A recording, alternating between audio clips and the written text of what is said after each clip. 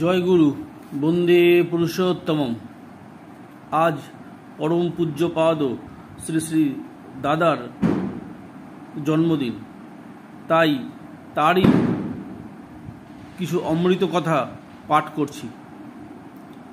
যত করা যায় তত হওয়া যায়, যত হওয়া যায় তত পাওয়া যায়।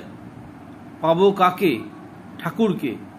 ঠাকুর ছাড়া পাওয়ার কিছু নাই। অর্থের অহংকার করি, মান যশের অহংকার করি, স্ট্যাটাস এর অহংকার করি, চেহারার অহংকার করি। আজ চেহারা সুন্দর আছে তাই অহংকার করছি।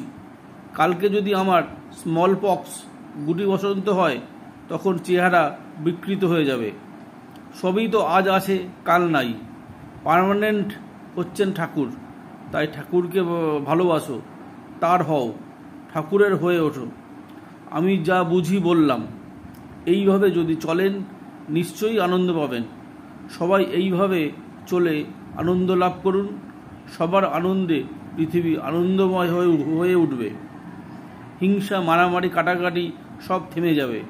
ঠাকুর প্রতিষ্ঠার জন্য জীবন প্রাণপাত করুন। তার জন্য